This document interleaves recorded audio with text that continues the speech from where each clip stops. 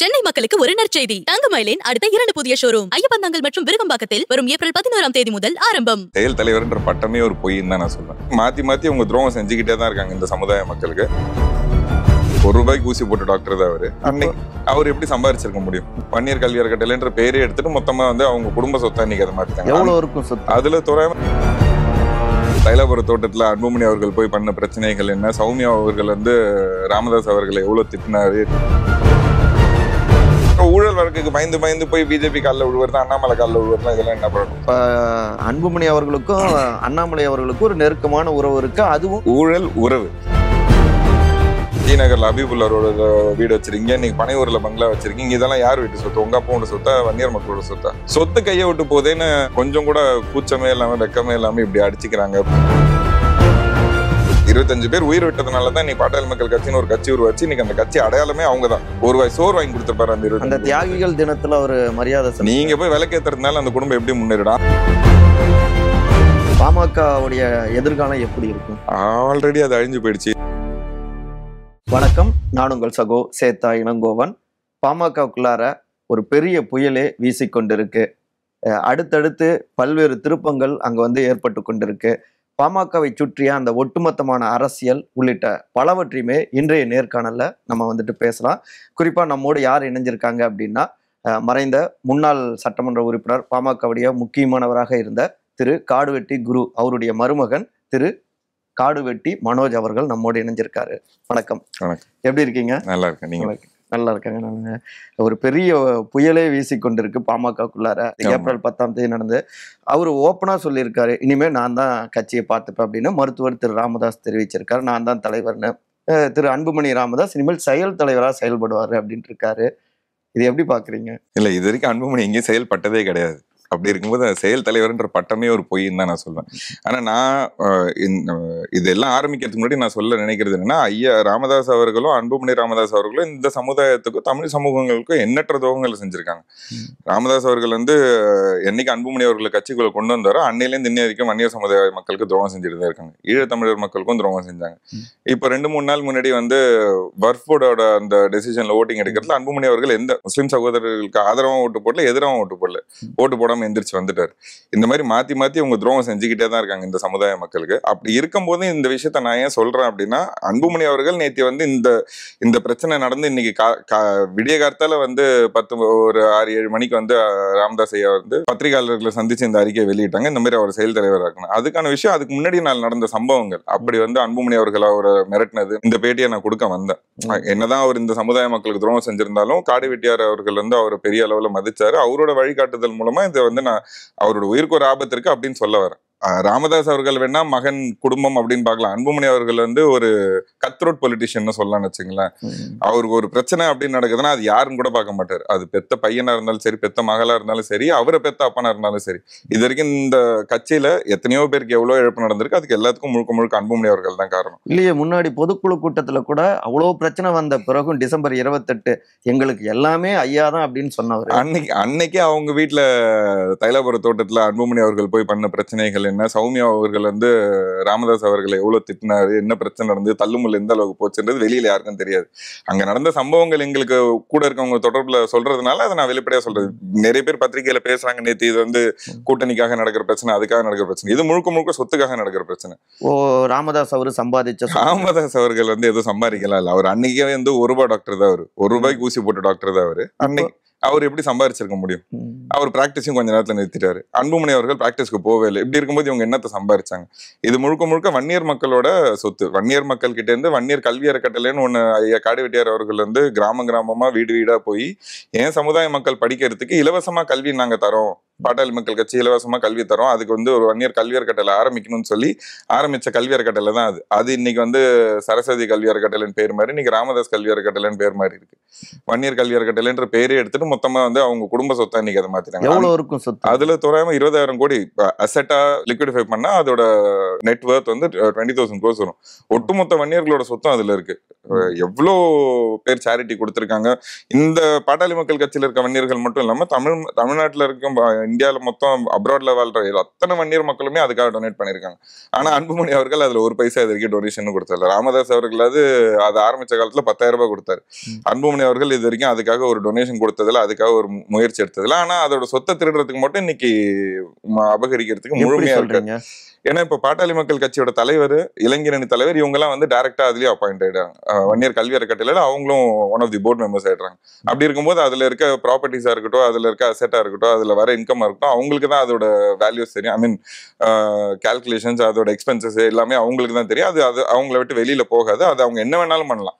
அப்ப திரு முகுந்தன் தன்னுடைய பேரனை வந்துடுறாரு. பங்கு பிரியுதுல்ல. இப்ப அப்பா புள்ளக்குள்ள பங்கு பிரிஞ்சிட்டு இருந்தது. இப்ப மூணாவதா ராமதாஸ் அவர்களுக்கு வந்து அது திருன்னு அபகரிச்ச சொத்தோ இல்ல வந்து சம்பாதிச்ச சொத்தோ அவர் வந்து எல்லாத்தையும் பொண்ணுங்களுக்கும் பிரிக்கணும், மொத்தமா எல்லாருக்கும் பிரிக்கணும்னு நினைக்கிறாரு. அவர் தந்தையா அவரோட முடிவு சரியானது.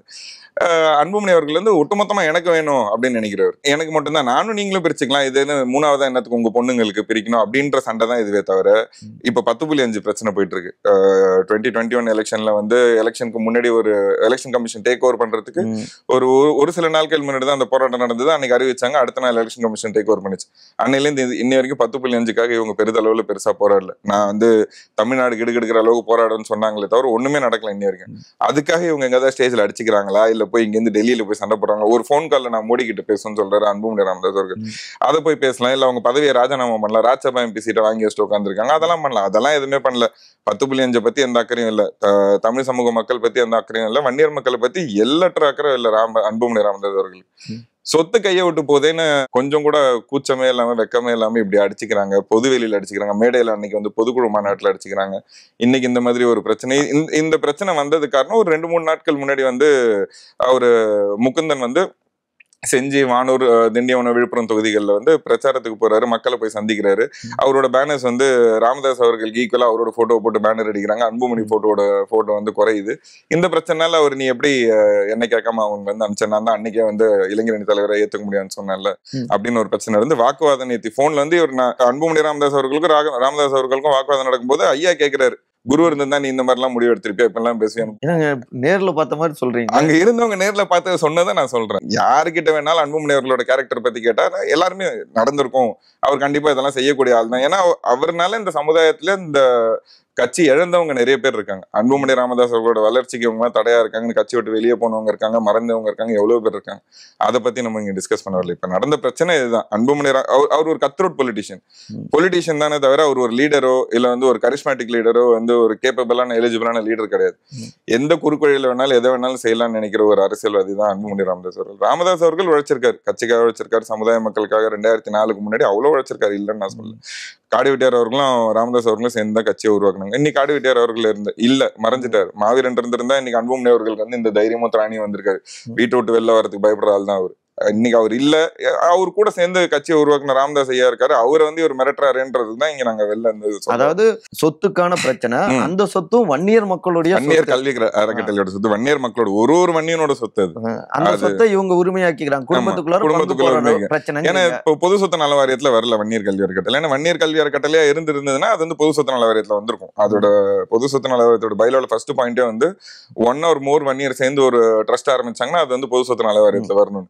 அந்த பேரே தான் இவங்க மாத்திட்டாங்களா, வன்னியர் கல்வி அறக்கட்டளைன்னு இருந்த அடையாளத்தையே மாத்தி இன்னைக்கு ராமதாஸ் கல்வி அறக்கட்டளைன்னு பேரை மாத்திட்டாங்க. அப்படி இருக்கும்போது அது பொது சொத்து நல வாரியத்துல வரல. அந்த சொத்தை எப்படி வந்து இவங்க திருடுறது, ஆட்டை போடுறதுன்னு பார்த்துட்டு அதை அபகரிக்கிறதுக்கான முழு வேலை தான் இதுவே தவிர இதை வந்து நான் பேசுறது எனக்கே அவமானமா இருக்கு. என்னடா இது சொந்த சமுதாயத்துல இப்படி ஒரு தலைவர்கள் இருக்காங்க, அவங்க வந்து மக்களை ஏமாத்தி சொத்தை அபகரிக்கிறாங்களேன்னு. ஆனா இதுதான் உண்மை. இதுக்கான பிரச்சனையை தான் தவிர வேற என்ன பிரச்சனை இருக்காங்க, வேற எந்த பிரச்சனையும் கிடையாது. அதாவது இன்றைக்கும் அவங்க சொன்ன அடிப்படையிலே பல்வேறு பிரச்சாரத்துல பரப்புரையில சொல்றாங்க, வன்னிய சமூகம் இன்னமும் நலிந்துதான் இருக்காங்க, அடிமட்டத்துல இருக்காங்க அப்படிங்கிறாங்க. ஆனா அந்த குரலை ஓங்கி ஒழிச்சவங்க இன்னைக்கு இந்த அளவுக்கு இருக்காங்க. சொல்றாங்க இன்னும் நலிந்த நிலைமையில தான் இருக்காங்கன்னு. இவங்க கட்சி ஆரம்பிச்சது 1987 போராட்டத்துக்கு அப்புறம் 89ல ஆரம்பிக்கிறாங்க. இன்னைக்கு கிட்டத்தட்ட 2025 ஆயிடுச்சு. நியர் அபவுட் 30-40 இயர்ஸ் கிட்ட ஆயிடுச்சு. இது வரைக்கும் ஏன் இந்த சமுதாயம் இந்த இடத்துல இருக்கு? நீங்க வன்னியர் மக்களுக்காகன்னு மட்டும்தான் இந்த கட்சி ஆரம்பிச்சிங்க. மத்த மக்கள் உங்களுக்கு ஓட்டு போட போறது இல்லை. இது நிதர்சனமான உண்மை. இது ஆணித்தரமா எல்லாருக்குமே தெரியும். யாரை கேட்டாலும் பாட்டாளி மக்கள் கட்சினா வன்னியர் கட்சி, வன்னியர் தான் ஓட்டு போடுவாங்கன்றது தான் உண்மை. வேற எந்த ஓட் பேங்க்கும் உங்களுக்கு கிடையாது. நீங்க என்னதான் டீசென்ட் டெவலப்மெண்ட் பாலிடிக்ஸ் பேசலாம், இது வன்னியர் கட்சி இல்ல, அன்புமணி பேசலாம், மக்களை ஏமாத்தணும் ட்ரை பண்ணலாம். ஆனா கடைசியில் அவர் தான் ஏமாந்து நிக்கிறாரு. அவர் முகத்தறியை கழிச்சு இன்னைக்கு எலெக்ஷன்ல நிறுத்தி வச்சிட்டாங்க. அவர் வந்து அரசியல் அனாதி ஆக்கிட்டாங்க. பாட்டாளி மக்கள் கட்சி இன்னைக்கு அழிவு பாதையை நோக்கி போறதுக்கு அன்புமணி அவர்கள் தான் முழுக்க முழுக்க காரணம். அப்படி இருக்கும்போது இந்த சமுதாயம் இன்னும் 30 ஆண்டுகளா ஒரு கட்சி ஆரம்பிச்சு ஏன் பின்தங்கிய நிலைமையில இருக்குன்னா இதுதான் காரணம். அன்புமணி ராமதாஸ் அவர்களும் ராமதாஸ் அவர்களுக்கும் வெறும் பணத்து மேலேயும் பதவி மேலேயும் ஆசை இருக்க தவிர மக்களோட நலன் மேல எந்த அக்கறையுமே இல்லை. ஏதாவது ஒரு அக்கறை இருந்திருந்தா இன்னைக்கு அந்த 25 தியாகிகளோட குடும்பத்தை முன்னேற்றிட்டு இருக்கலாம். நீங்க யாருக்குமே எதுவுமே பண்ணிருக்க தேவையில்ல. 25 பேர் உயிர் விட்டதுனாலதான் இன்னைக்கு பாட்டாளி மக்கள் கட்சின்னு ஒரு கட்சி உருவாச்சு. இன்னைக்கு அந்த கட்சி அடையாளமே அவங்கதான். அந்த 25 குடும்பத்துக்கு இது வரைக்கும் அன்புமணி ராமதாஸ் வந்து கட்சி தலைவராகி என்ன செஞ்சிருக்காரு? ஒரு வாய் சோறு வாங்கி கொடுத்திருப்பாரு அந்த 25 தியாகிகள் தினத்துல ஒரு மரியாதை. நீங்க போய் விளக்கேத்துறதுனால அந்த குடும்பம் எப்படி முன்னேறிடும்? அந்த குடும்பமும் இன்னும் ஓட்டு வீட்டுல தான் இருக்கு. நீங்க வந்து மஞ்சப்பையை தூக்கிட்டு உங்க அப்பா மெட்ராஸ்க்கு வந்தாரு பஸ் பிடிச்சி. இன்னைக்கு நீங்க தைலாபுரம் தோட்டம் ஒன்று வச்சிருக்கீங்க, டி நகர்ல அபிபுல்லாரோட வீடு வச்சிருக்கீங்க, இன்னைக்கு பனையூர்ல பங்களா வச்சிருக்கீங்க. இதெல்லாம் யார் வீட்டு சொத்து? உங்க அப்பாவோட சொத்தா, வன்னியர் மக்களோட சொத்தா? எங்க இருந்து இந்த காசு வந்தது? வன்னியர் மக்களுக்கு என்ன செஞ்சிருக்கீங்க? வன்னியர் மக்களே விடுங்க, அந்த 25 பேர் உங்களை நம்பி தானே உயிரை விட்டான். ஐயாக்காக நாங்க உயிரை விடுறோம்னு சொல்லி தானே உயிரை விட்டான்னு சொல்லி தானே இவங்க கிளைம் பண்றாங்க. எனக்காக உயிரை விட்டாங்கன்னா ஐயா எல்லாத்தையும் கிளைம் பண்றாங்க. நேத்து கூட அதை பேசியிருக்காங்க. எனக்காக தான் உயிரை விட்டாங்க, நான் எடுத்த போராட்டம் ஐயா பெருமை பேசுகிறார்ல. அன்புமணி ராமதாஸ் வந்து நம்ம அப்பாக்காக இவ்வளவு செஞ்சிருக்காங்க. நம்ம இந்த சமுதாய மக்களுக்கு இந்த அட்லீஸ்ட் அந்த 25 குடும்பத்துக்கு ஏதாவது செய்யலாம். ஒரு வீடு கட்டி தரதுல என்ன? நீங்க வச்சிருக்க ஆடி காரை வித்தா, நீங்க வச்சிருக்க காரெல்லாம் வித்தாலே அவங்களுக்கு பங்களா கட்டலாம், சொகுசு பங்களாவே கட்டலாம். அத்தனை கார் இருக்குது உங்க வீட்டுல. அப்படி இருக்கும்போது அவங்க வந்து இன்னும் குடிசை வீட்டுல இருக்காங்க. நீங்க எந்த நிலைமையில இருக்கீங்க? மஞ்சள் போய் தூக்கிட்டு வந்து நீங்க உங்களுக்கு ஹோட்டலுக்கு போறதுக்கு ஒரு காரு, அசம்பிளிக்கு போறதுக்கு ஒரு காரு, செக்ரட்டரியேட் போறதுக்கு ஒரு காரு, டெல்லி போறதுக்கு ஒரு காருன்னு வச்சிருக்கீங்க. ஆனா உங்களை நம்பி வந்த மக்கள் இன்னும் மஞ்சள் பை தூக்கிட்டு தான் அலையறான், இன்னும் விவசாய கூலியா தான் இருக்கான். இல்ல, திரு அன்புமணி மருத்துவரா இருக்காரு, அப்புறம் அவரு சென்ட்ரல் மினிஸ்டரா இருந்தாரு, அதுக்கப்புறம் ராஜ்யசபா உறுப்பினர். இப்ப நல்ல கேள்வி. சென்ட்ரல் மினிஸ்டரா இருந்தாரு. அவர் கூட அவர் ஹெல்த் மினிஸ்டரா இருக்கும்போது சுகாதாரத்துறையை சார்ந்த செக்ரட்டரி அவர் வீட்டுல இருந்து 1500 கோடி ரூபாய் ஊழல் பணத்தை எடுத்தாங்க. அன்னைக்கு எவ்வளோ கிலோ நகை எடுத்தாங்க. அதெல்லாம் யாருது? இவர் ஹெல்த் மினிஸ்டரா இருக்காரு, அவரோட செக்ரட்டரி வீட்டுல இருந்தா எடுக்கிறாங்க. ஐ மீன் ஹெல்த் செக்ரட்டரி வீட்டுல இருந்தா எடுக்கிறாங்க. செக்ரட்டரி வீட்டுல எவ்வளவு எடுத்தாங்கன்னா இவர் வீட்டுல இருந்து எவ்வளவு எடுத்திருப்பாங்க. இன்னும் அந்த ஊழல் வழக்கு இருக்குல்ல, அதனால தானே இன்னும் ஒரு பிஜேபி கூட்டணிக்கு ஆசைப்படுறாரு. இவர் ஊழல் வழக்கு தானே. ஐயா என்ன சொல்றாரு? ஊழல் வழக்கு தானே, அந்த வழக்கை முடிச்சுட்டு வா, நீ எதுக்கு அந்த வழக்குக்காக பயந்து பிஜேபி கூட்டணிக்கு வந்து ஆசைப்படுற? கட்சி அழியிற நிலைமையில இருக்கு. அதனால எடுத்த முடிவு தான் நேத்தி. இந்த சொத்து பிரச்சனை இதெல்லாம் செயல் தலைவர்னு சொல்றாங்க. செயல்படாதவருக்கு எதுக்கு செயல் தலைவர்? அவர் எந்த இடத்துலயுமே செயல்படல, கட்சியோட முன்னேற்றத்துக்காக செயல்படல. அவர் பண்ண பிரச்சனைக்கு அவர் மேல இருக்க ஊழல் வழக்கு பயந்து ஒரு கூட்டணி போய் கட்சி அழிவு பாதையில் நோக்கி கொண்டு போறாருன்னு சொல்லிட்டு நேத்து ஐயா எடுத்த டிசிஷன் வந்து ரொம்ப ஸ்ட்ராங்கான டிசிஷன். அன்புமணி ராமதாஸ் அவர்கள் வந்து ஒரு டிசிஷனே எடுக்க தெரியாத ஒரு தலைவர். இந்த வயசுல கிட்டத்தட்ட 90 தொட்டுட்டாருன்னு நினைக்கிறேன், எனக்கு சரியா ஏஜ் தெரியல. அவர் வந்து இன்னைக்கு இவ்வளவு ஸ்ட்ராங்கா, சொந்த பையனா இருந்தானே யாரா இருந்தான்னு, கட்சி ஒண்ணு கிடையாது, ஒரு கட்சியை நான் வழி நடத்துறேன்னு சொல்லி ஐயா ஒரு டிசிஷன் எடுக்கிறாரு. அவருக்கு அந்த தைரியம் இருக்குல்ல, உங்களுக்கு அந்த தைரியம் இருக்கா? இது வன்னியர் மக்களுக்கான கட்சி, வன்னியருக்காக தான் நான் நிப்பன்னு சொல்லி இவர் பேசி ஏதாவது ஒரு இடத்துல அவ்வளவு ஸ்ட்ராங்கா ஆணித்தரமா அன்புமணி பேசிருக்காரு. ஊழல் வழக்குக்கு பயந்து போய் பிஜேபி காலில் விழுவது, அண்ணாமலை காலில் விழுவதுலாம் இதெல்லாம் என்ன பழக்கம்? நான் என்ன கேட்கிறேன், அண்ணாமலைக்கும் பாட்டாளி மக்கள் கட்சிக்கும் என்ன சம்பந்தம் இருக்கு? இதே கேள்விதான் ஐயா அவர் கேட்கிறாரு. அண்ணாமலை வந்து வன்னியர் மக்கள் மேல அவ்வளவு வன்மத்துல இருக்காரு. இது வரைக்கும் ஒரு இடத்துல அவர் நடக்கணும் போன இடத்துல கூட 10.5 பத்தி பேசல. அந்த இடத்துலயும் அவர் சொல்றது என்ன சொல்றாருன்னா, ஜாதிவாரி கணக்கெடுப்பு எடுத்தா தமிழ்நாட்டுல கலவரம் வரும்னு சொல்ற ஒரு ஆளு. அப்படி சொன்ன ஒரு மனுஷனை விக்கிரவாண்டியில இப்ப வந்து இடைத்தேர்தல அவரை விட்டு நீங்க வந்து எப்படி வந்து இப்ப வேட்பாளர் அறிவிக்க விடுவீங்கன்னு ராமதாஸ் அவர்கள் அன்புமணியை பார்த்து கேட்கிறாரு. நீ வந்து உன்னோட ஊழல் வழக்குக்காக நீ போய் யார் காலில் வேணாலும் விழுவ, ஏன் நான் அதுக்கு என் கட்சியை வந்து அடமான வைக்கணும்? நீ கட்சி விட்டு இல்லப்போ உனக்கு அவ்வளவு ஆசையா இருக்கும், ஊழல் வழக்கு தான் உனக்கு பிரச்சனைனா நீ போய் பிஜேபியில சேர்ந்துரு. இதெல்லாம் நேற்று நடந்த வாக்குவாதம். நீ போய் பிஜேபியில சேர்ந்துக்கோ. இந்த பேட்டிக்கு அப்புறம் பத்திரிகையாளர் சந்திப்புக்கு அப்புறம் அவர் வந்து நீ போய் பிஜேபியில சேர்ந்துக்கோ, கட்சியை விட்டு நான் வெளில உன்னை நீக்கிறேன்னு சொல்ல முடியாது. செயல் தலைவர்கிட்ட நீ போய் பிஜேபியில சேர்ந்துக்கோ, உனக்கு பிஜேபி தான் நீ கூட்டன்னு சொல்ல பிஜேபியில சேர்ந்து. அதுக்கப்புறம் இந்த நடந்த பிரச்சனை தான் ஒண்ணு கொண்டு வரும். இந்த 10ஆம் தேதி நடந்தது. ஏன்னா உள்துறை அமைச்சர் திரு அமித்ஷா சென்னைக்கு வராரு, இப்ப வந்திருக்காரு. இவர் இருந்தானே இவர் போய் பிஜேபியில நான் சேர்றேன்னு சொல்லிட்டு காலில் விழுந்துருப்பார்ல. அன்புமணி அவர்களுக்கு வந்து காலில் விழுந்தவர் வேற எதுவும் தெரியாது. அவர் வந்து தைரியமா முன்னிருந்து எந்த விஷயமும் போராட்டமா இருந்தாலும் பின்வழியா வரவர் தான். ராஜ்யசபா சீட்டா இருந்தா அவர் வந்து எலெக்ஷன் தேர்தலில் நின்று ஜெயிச்சவர் கிடையாது. எல்லாத்துலயுமே பேக்டோர் என்ட்ரி தான். அவருக்கு ஈஸியா கிடைச்ச ஹெல்த் மினிஸ்டர், ஈஸியா கிடைச்ச ராஜ்யசபா ஒரு முறை ஜெயிச்சார். அன்னைக்கு மாவீரன் காடு வெட்டியார் இருந்தாரு, ஜெயிக்க வச்சாரு. அவர் இல்லாம இவர் ஜெயிச்சிருக்காரா? கட்சி உருவாக்குனது ராமதாஸ் அவர்கள் தான். காடு வெட்டியார் அதுக்காக உழைச்சாரு. அன்புமணிக்கும் கட்சிக்கும் என்ன சம்பந்தம்? எங்க உழைச்சிருக்காரு? அவர் உழைத்து தன்னோட உழைப்பால மேல வந்தவர் கிடையாது. அவர் ஒரு எலிஜிபிளான லீடரும் கிடையாது. அவரு ராமதாஸ் அவர்களோட அடையாளத்துல அந்த நிழல்லே வளர்ந்தவர் தான். ஒரு கூலிங் பாக்ஸ்ல வச்ச ஐஸ் பெட்டி, கூலிங் பாக்ஸ்ல வச்ச ஒரு ஆப்பிள் மாதிரி தான் அவர் வந்து மக்களை போய் சந்திச்சு இது வரைக்கும் எந்த ஒரு திண்ணை பிரச்சாரம்னா என்னன்னு கேட்கிறவர் தான். ஒவ்வொரு தடவையும் அததான் அவங்க சொல்றாங்க. ஆமா, தேர்தல் வரப்பெல்லாம் திண்ணை பிரச்சாரம் பண்ணணும்னு சொல்றாங்க. இது வரைக்கும் எத்தனை திண்ணை வீட்டுக்கு அன்புமணி ராமதாஸ் அவர்கள் போயிருக்காரு? எத்தனை திண்ணைக்கு போய் பிரச்சாரம் பண்ணிருக்காரு? தங்கி இருக்காரு யாராவது? வாய்ப்பே கிடையாது. அவர் நீங்க போய் கை கொடுத்தாலே கையை உடனே சானிடைசர் போட்டு கழுவுறவங்க. அவர் எங்க திண்ணை ஒரு எளிய மக்கள் வீட்டுல போய் தங்குறவர்லாம் அவர் கிடையாது. பான் வித் சில்வர் ஸ்பூன் சொல்ற அளவு கூட கிடையாது. இவங்க வந்து ஹெல்த் மினிஸ்டர் ஆனதுக்கு அப்புறம் அவர் கொள்ளை அடிச்சு சம்பாரிச்ச சொத்து தான் அதெல்லாம்.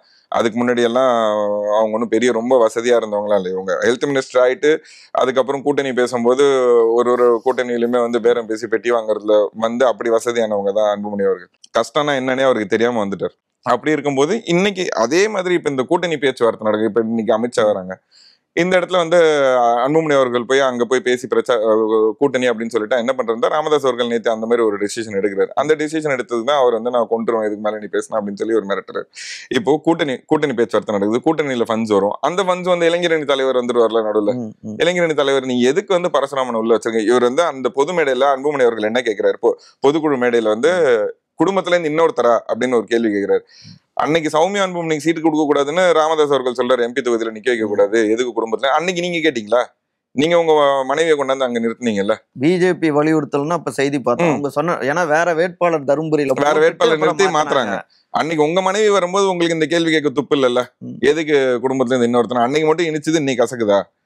இதே உங்க பேர் என்ன, உங்க சொந்த மாப்பிள்ளைய வந்து இன்னைக்கு இளைஞரணி தலைவரா கொடுத்திருந்தா வாய முட்டு இருக்கவர் தான் அன்புமணி அவர்கள். ஆனா இவருமே மாப்பிள்ளையோட அண்ணன் தானே. மாப்பிள்ளையோட அண்ணன் அவரு. சகோதரர்கள் 3 பேர் இல்லை. அதுதான் நான் என்ன சொல்றேன், சொந்த குடும்பத்துக்கு அது அபகரிச்ச சொத்தோ நீங்க சம்பாரிச்ச சொத்தோ சொந்த குடும்பத்துக்குள்ளேயே உங்களுக்கு வந்து பங்கு போட்டு எல்லாரும் நல்லா இருக்கணும்னு கொடுக்கறதுக்கு துப்பு இல்ல. உங்களுக்கு வந்து அதுக்கு வந்து மனசும் வரல. அப்படி இருக்கு நீங்க உங்ககிட்ட ஒரு தலைவர்னு கொடுத்து நீங்க நாளைக்கு கனவுலயே நீங்க சிஎம் ஆயிடுறீங்கன்னு வச்சுங்க, இந்த சமுதாய மக்களுக்கு என்னத்தை பிரிச்சு கொடுப்பீங்க? என்ன நல்லது செய்வீங்க? குடும்பத்துக்கே நல்லது நினைக்காத மனுஷன் அன்புமணி ராமதாஸ். அவர் எப்படி வந்து சமுதாய மக்களுக்கும் இந்த தமிழ் சமூகத்துக்கும் எந்த விதத்துல நல்லது நினைப்பாரு? எந்த விதத்துல ஒரு டெவலப்மெண்ட் அடையணும், இந்த மக்கள் வந்து காசை திருடணும்னு அபகரிக்கணும்னு நினைப்பாங்களா, இல்ல இந்த மக்களுக்கு செய்யணும்னு நினைப்பாரா? நீங்க இப்படி சொல்றீங்க. ஆனா பாமகவுடைய பொருளாளர் திலகபாமா அவர்கள் அவங்க ஒரு பதிவு போட்டிருக்காங்க. ஐயா வழியில நான் எல்லாமே இருப்பேன், ஆனா இந்த விஷயத்த நாங்க ஏத்துக்க முடியாது, அன்புதானே எல்லாம் அப்படின்னு ரொம்ப உருக்கமான அந்த பதிவா இருக்கு. அதாவது உட்கட்சியில ஜனநாயகம் இல்லைங்கிறத சொல்ற மாதிரி அவங்க பதிவிட்டு இருக்காங்க. பட் ஆனா ஒரு சில இடங்கள்ல போராட்டம்லாம் நடந்திருக்கு. அதெல்லாம் நம்ம செய்தியில பாக்குறோமே. அப்ப அன்புமணி அவருக்கான கட்சி தலைவரா இருந்திருக்காரு. கட்சி தலைவரை நீக்கிட்டாங்கும் போது ஒட்டுமொத்த கட்சியும் கொந்தளிச்சிருக்கணும். அப்படி அன்புமணி ராமதாஸ் அவர்கள் பின்னாடி இருந்ததுன்னா யாருமே பேசல. இப்ப நீங்க ஒரே ஆள் தான் சொல்றீங்க. திலகபாமாவுக்கும் இந்த சமுதாயத்துக்கும் சம்பந்தம் இல்ல, கட்சியில அவங்க பொறுப்புல இருக்காங்க. இந்த சமுதாயம் அவங்க இந்த சமுதாயத்தை சார்ந்தவங்க இல்ல. அவங்க இது வந்து உட்கட்சி பிரச்சனை, குடும்ப ரீதியான பிரச்சனால அவங்க இதுல கருத்து சொல்றதுக்கு ஆளே கிடையாது. அவங்க ஒருத்தங்க தான் பேசியிருக்காங்க. வேற யாராவது பேசியிருக்காங்களா? இதுக்கு முன்னாடி கட்சி தலைவரா இருந்த ஜி கே மணியன் ஏதாவது பேசியிருக்காரா? கிடையாது. இப்போ இளைஞரணி தலைவர் அன்புமணி ராமதாஸ் அவர்கள் தான் இருந்தாங்க. வேற யாரும் கிடையாது. வேற யாருமே முக்கியமான தலைவர்களோ இல்ல 2ஆம் கட்ட தலைவர்களோ இன்னைக்கு கரண்ட்ல எம்எல்ஏ இருக்கவங்கள யாரோ ஒருத்தர் கூட கருத்தே சொல்லலையே இதுக்கு. ஏன்னா ராமதாஸ் அவர்கள் எடுத்த டிசிஷன் சரியான டிசிஷன் கட்சியில இருக்க அத்தனை பேருக்குமே தெரியும். நீங்க யாருமே குரல் கொடுக்கல அப்படின்னு சொல்றீங்க, ஒரு சிலர் தான் கொடுத்தாங்க அப்படின்னு. ஆனா அன்புமணி அவரு கட்சிக்கு எதிராகவோ ஐயாவுக்கு எதிராகவோ எதுவும் பேச வேணாம், நாங்களே பேசிக்கிறோம். அப்ப பொது மேடையில அப்படி பேசியிருக்க மாட்டாரு. பொதுக்குழு ஸ்டேஜ்லயே வந்து அன்புமணியா அவர் எதிர்த்து தானே பேசினாரு. நான் தனியா பனையூர்ல ஆபீஸ் வச்சுட்டா அங்க வந்து பாருங்கன்னு. அதுக்கப்புறம் எத்தனை வாட்டி பனையூர்ல மீட்டிங் நடந்துச்சு. இவரா வந்து மாவட்ட செயலாளர்கள் லைனா கூப்பிட்டு வாங்க மீட்டிங்னாரு. 2-3 நாள் போனாங்க. அதோட அதுவும் ஆனா கட்சி இப்போ இன்னும் முழுக்க மருத்துவர் அவர்களோட கண்ட்ரோல் தான். இவர் வந்து அவரு யார்யார்ட்டையோ கட்சியை கொடுத்து வழக்க சொல்லி பார்த்தாரு. கடைசியில தன் மகன்கிட்டே கொடுத்து நீ கட்சி வழி நடத்த பண்ணாரு. கட்சி சீரழிவு பாதையில போதுன்னு தெரிஞ்சோடனே கட்சியை நானே நடத்திக்கிறேன் இந்த பதவி அவருக்கு எடுத்துட்டாரு. நேத்து பேசுறப்பவுமே சொல்லியிருந்தாரு, நான் எந்த இடத்துலும் சட்டமன்றத்துக்கோ நாடாளுமன்றத்துக்கோ போகணும்னு விரும்பல, இப்பவும் விரும்பலன்னு தான் அதை சொல்றாரு. 2026 இளைஞர்களுக்காக அவங்களுக்கு வழி நடத்தணுங்கிற அடிப்படையில் நம்ம ஜெயிக்கணும், அதனால நானே தலைவராகிறேன் அப்படின்னு சொல்லியிருக்காரு. இளைஞர்களை வழி நடத்துறதுக்கு இது இன்னொரு நல்ல இளைஞரை கொண்டு வந்திருக்கலாமே. ஐயாவோட வழிகாட்டுதலே அவர் கைட் பண்ணி யாரையோ ஒருத்தர் கொண்டு வந்திருக்கலாம். திருப்ப அவங்க ஃபேமிலிக்குள்ளேயே அந்த பதவி வச்சுக்கிறது, கட்சியை வந்து அவங்களோட சொந்த குடும்பமா வச்சு பண்றது, அவங்க குடும்பத்துக்குள்ள நடக்கிற பிரச்சனைகள், அவங்க ஃபேமிலிக்குள்ள இருக்க லேடிஸ்ல உள்ள இருக்க பிரச்சனையே தான் திருப்ப வந்துட்டு இருக்கு. கட்சி இப்போ ஒரு ஸ்ட்ராங்கான பார்ட்டி கூட அலையன்ஸ் பேச இன்னொரு பார்ட்டி வரும். கட்சியே ஆல்ரெடி பாமகவோட ஓட்டு டிட்டோரேட் ஆகிட்டே இருக்கு. 2011 சர்டன் வாக்கு வச்சிருந்தவங்க 30 லட்சம் ஓட்டு வச்சிருந்தவங்க இன்னைக்கு கிட்டத்தட்ட 1.52% தான் ஓட்டு வச்சிருக்காங்க. அப்படி இருக்க நிலைமையில கட்சி தலைவர் கட்சி நிறுவனர் அடிச்சுக்கிட்டு கட்சி ரெண்டா பிரியுதுங்கும் போது இவங்க நம்பி யார் கூட்டணி பேசுவாங்க? இவங்க போற கூட்டணி எல்லாமே தோத்துக்கிட்டு தான் இருக்கு. அப்படி இருக்கும்போது இவங்க கூட எந்த கூட்டணி சேரும்? எப்படி அது வலுவான கூட்டணியா இருக்கும்? எப்படி வந்து இந்த மக்கள் இன்னும் முன்னேற்ற பாதைக்கு போவாங்க?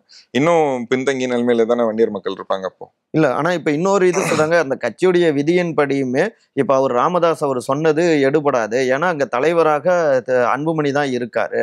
அப்ப இவங்க சொன்னதுமே கூட எடுபடாது அப்படின்னு சொல்றாங்க இல்லையா? எப்படி? அதாவது தலைவரே இல்லன்ட்டாரு இவரு. இவர் எடுக்கிறதான டிசிஷன். அங்க அன்புமணி ராமதாஸ் எடுக்கிற டிசிஷன்லாம் யாரும் மதிக்க மாட்டாங்க. கட்சி உடையாதா? பாமக கட்சி உடையும். கட்சியை உடைச்சி நீங்க கொண்டு போய் இன்னொரு கட்சியை உடைச்சி என் பின்னாடி தான் கட்சி நிக்குதுன்னு காமிக்கிற அளவுக்கு அன்புமணி அவர்கள்கிட்ட கேலிபர் இல்லை. அவருக்கு அந்த திறமை கிடையாது. அவரால் அது பண்ண முடியாது.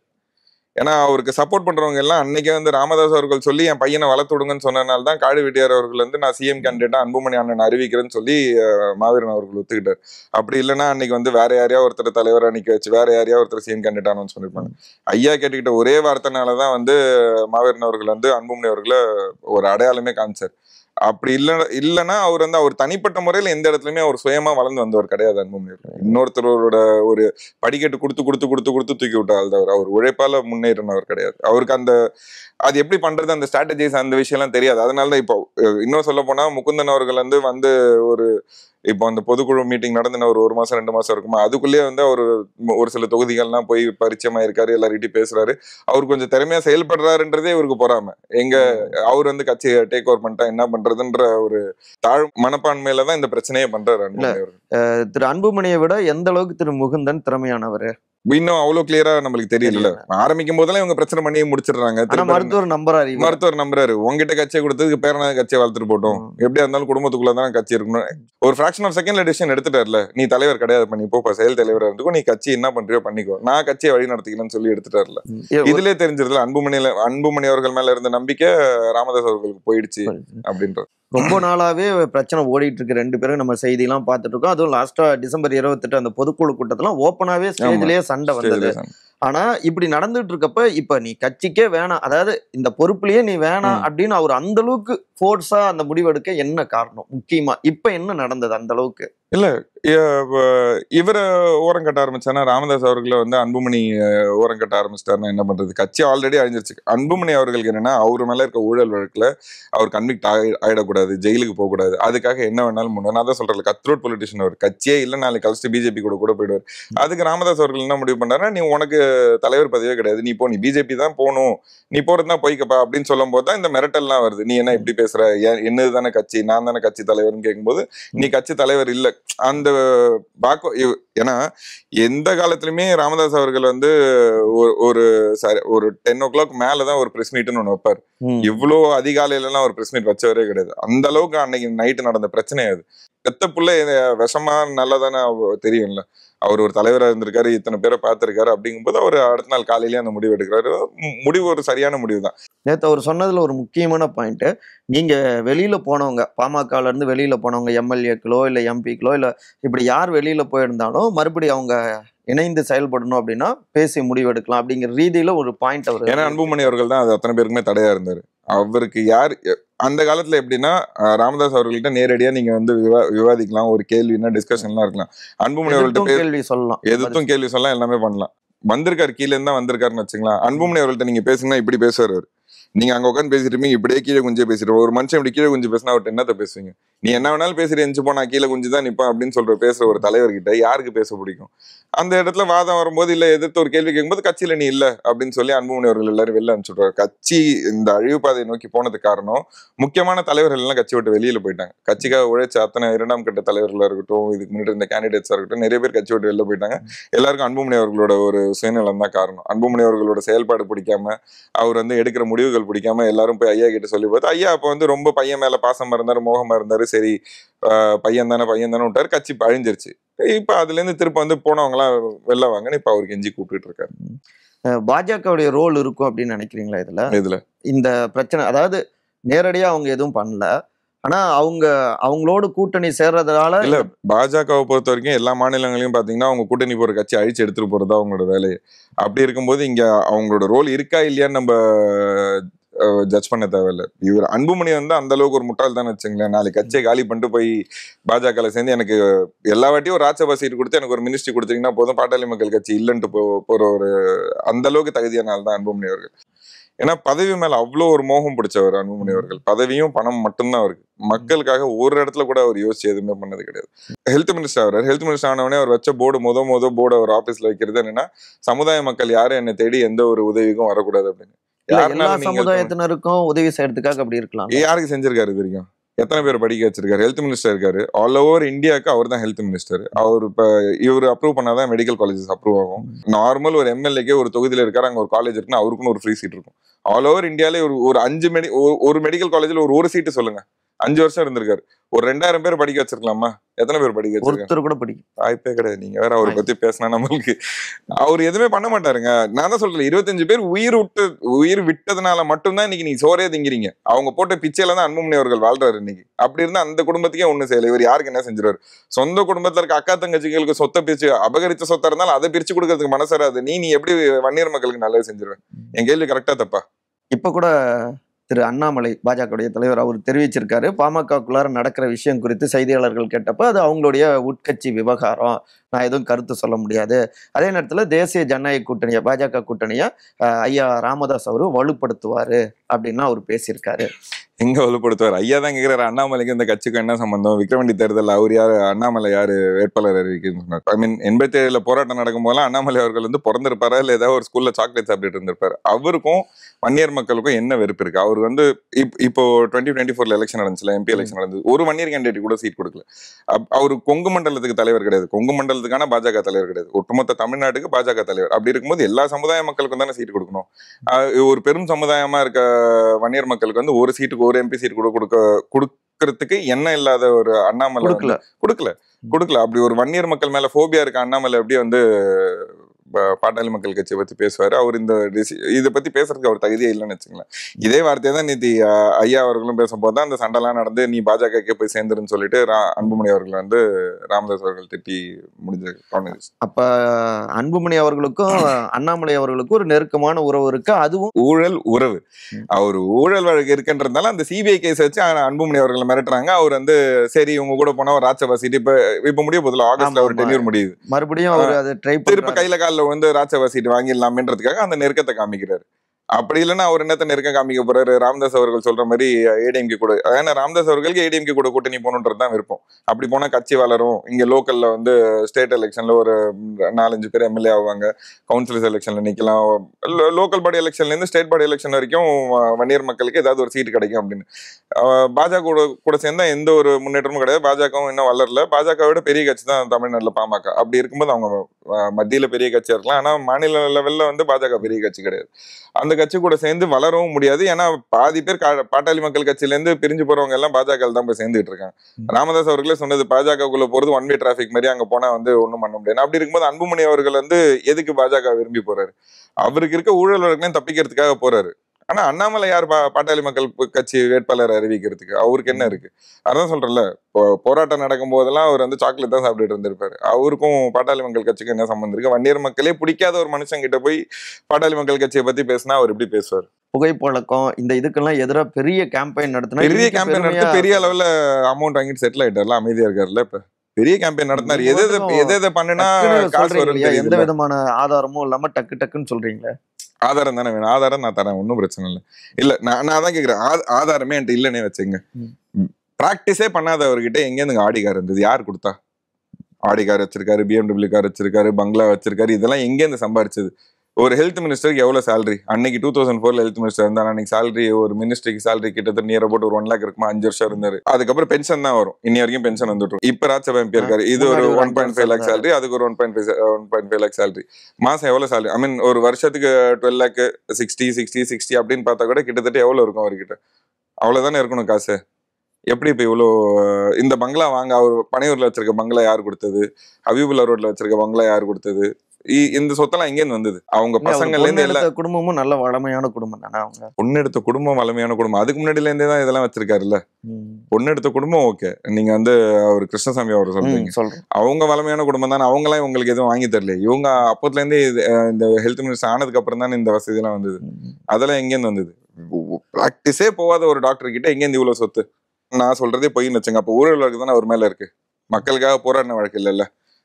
மக்களுக்காக போராடி பிரச்சனை பண்ணி இப்போ மாவீரன் காடு வெட்டியார் அவர்கள் மேல 4 முறை தேசிய பாதுகாப்பு சட்டம் போட்டாங்க. எவ்வளவு முறை வந்து குண்டர் சட்டம் பாஞ்சுது. அந்த மாதிரி ஒரு வழக்கு அவங்க மேல குண்டர் சட்டமோ தேசிய பாதுகாப்பு சட்டமோ மக்களுக்காக போராடினதோ இல்ல தமிழ்நாட்டுல ஃபுல்லா இருக்க வைன் ஷாப்பை வந்து போய் நின்று அடிச்சு உடச்சு மூணுனதுக்காக எந்த வழக்கம் வாங்கல. பெண்களோட பாதுகாப்புக்காக இவர் எந்த வழக்கம் வாங்கல. போயிட்டு வெறும் ஊழல் வழக்கு தான் இவர் மேல இருக்கு. அப்படி இருக்கும்போது இவர் ஊழல்வாதி தானே. இதை நான் சொல்ல தேவையில்ல, கவர்மெண்ட் சொல்லுது. சுப்ரீம் கோர்ட்ல கேஸ் கோர்ட்ல கேஸ் போயிட்டு இருக்கு. இதுக்கு என்ன ஆதாரம் வேணும்? இல்ல இப்ப நீங்க இந்த அளவுக்கு முழுக்க இவர் அன்புமணி அவர்களை விமர்சிக்கிறீங்க, அவர் மீது பல்வேறு புகார்களை வைக்கிறீங்க. இப்ப பின்னணியில திமுக இருந்து உங்களை இல்ல நான் அது விடுங்க. நான் என்ன கேட்கிறேன், நான் இந்த அளவுக்கு விமர்சிக்கிறேன்ல, நான் சொல்ற விமர்சனம் எல்லாம் பொய்ன்னு சொல்லிட்டு அன்புமணி அவர்களே ஒரு ஸ்டேட்மெண்ட் சொல்லட்டுமே. அதை பத்தி இவ்வளவு அவதூறு பேசுறான், அவன் யார் பேசுறதுக்கு ஆதாரம் கொடுன்னு சொல்லி கேட்கட்டுமே. நான் ஆதாரம் கொண்டு போய் கொடுக்குறேன். திமுக எதுக்கு பேசணும்னா 2018 காடு வெட்டியார் அவர்கள் இறந்ததுக்கு அப்புறமே அவர் இறப்புக்கும் அன்புமணி அவர்கள் தான் காரணம். நான் அன்னையிலேருந்து பேச ஆரம்பிச்சேன்னா அவரை பத்தி இந்த கேள்வி எல்லாம் கேட்டுட்டு தான் இருக்கேன். அன்னைக்கு எந்த கட்சியுமே என் கூட இல்லை, நான் யார் கூட்டணியிலுமே செய்யலை. இப்ப எலெக்ஷனுக்கு நான் பிரச்சாரம் பண்ணாது. ஏன்னா இவங்க அன்புமணி ராமதாஸ் அவர்களோட முகத்திரையை கிழிக்கணும்னா அவங்க எதிர்கூட்டணியில நின்று நான் அதை பேசணுன்னே தவிர எனக்கு எந்த கட்சி கூட்டணியுமே யாருமே என் பின்புலத்துல இருந்து என்ன இயக்கல. என் சமுதாய மக்கள் பின்னடைவில் இருக்காங்க. அப்படி இருக்கும்போது அவங்க இன்னும் பின்தங்கிய நிலையிலே இருக்காங்க. நீங்க மட்டும் உயர்ந்துகிட்டே சொகுசு பங்களாலையும் சொகுசு கார்லயும் போகும்போது என் மக்கள் தானே இன்னும் கஷ்டப்பட்டு இருக்காங்க.